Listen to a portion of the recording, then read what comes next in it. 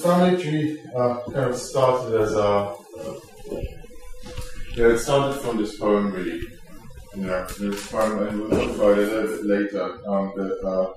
The Dutch poet wrote, and there's something about the rhythm of the poem, the rhythm, the way that the words appear there, and the way that she refers to kind of family members as a kind of jumbled up, words like mother, father, it has to kind of really say, a bit like in kind of Scandinavian languages, that it's the grandmother on the father's side and the mother's side and the mother's side, kind of trying to really put your finger on exactly what are the stories that you've been told, and kind of trying to find a link between them.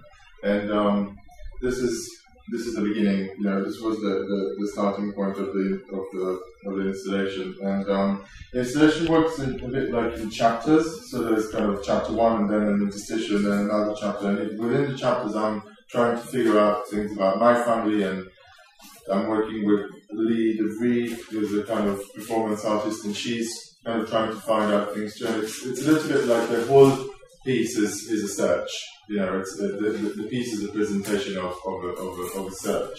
And let's play it once through, and then I'll talk about it a bit more. So again, when I read this poem that Rosalie gave me, she emailed me this poem, and I felt there was something in it that was really talked to me in the way that she was trying, like I said before, to make sense of these kind of weird stories. That your grandfather was this, and he moved from that country to that country at that year, and then he married this, and then they married, but they were supposed to go to America, but they ended up going to South Africa, and all these kind of different ways of. And you get these stories and they become kind of facts. You have these facts that he did this and she did that and they married, and all these things are things that actually the result of them is you.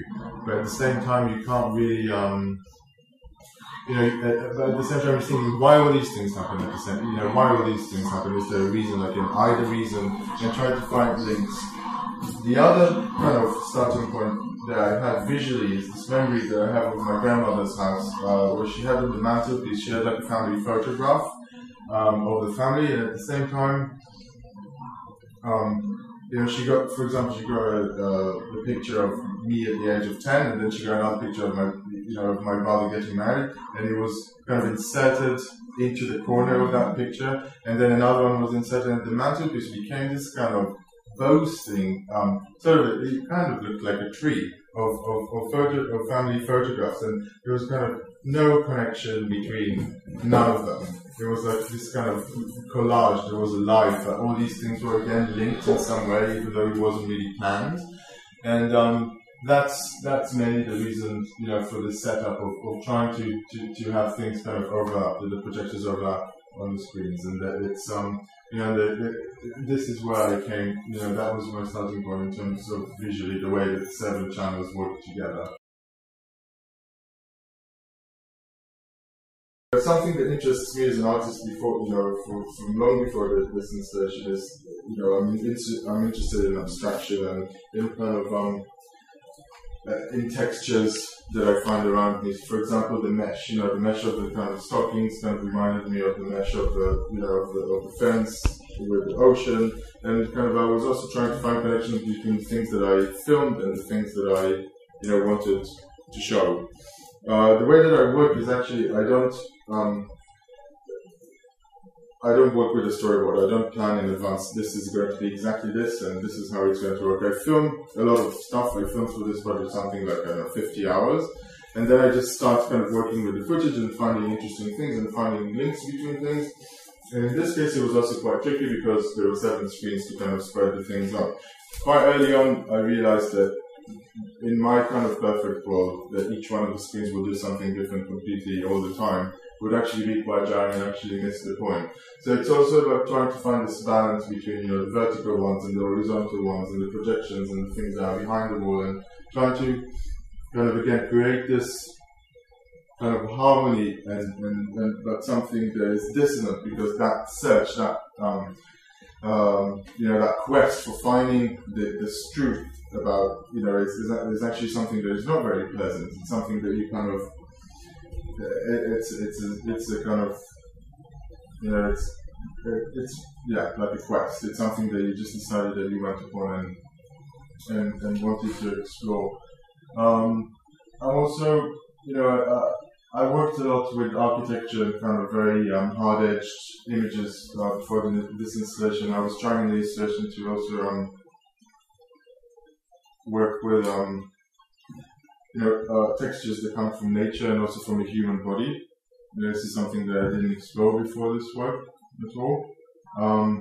And in a way, I think that I'm using a little bit like a graphic element. I'm not. At some points, I'm kind of letting it be yourself, but at some points, I cut and kind of almost kind of force the figure to become one of the graphic elements, like the mesh, or like the kind of white stripes, or the texture of the leaves and things like that. It's a kind of graphic, it's a kind of motion graphics video. It's really somewhere in between. It's not a kind of a video out that's a screen of there's a shot of a kind of window with a with a curtain for like half an hour. I think what I'm trying to do is to have. Okay, I might say something quite controversial, but I think that there's a little bit of in the video art world. There's this perception that a video is something that you need to kind of sit in front and kind of dive into. And the video should leave you tons and tons of room to kind of examine it. And that approach is a little bit like of paintings, like kind of classical paintings that you kind of, it's just all there and you just need to kind of dive into it and get it. And I'm in my kind of work, I'm trying to do the opposite. I'm trying to kind of shout back. I'm trying to be, in terms of thinking a bit more like Jackson Pollock or someone like that, that it's, the video is not something that you sit and kind of, digest slowly. The video is something that kind of shouts back at you and you can digest it very quickly, or you can watch it, a few times and digest it more slowly, but it has a voice, and it's active.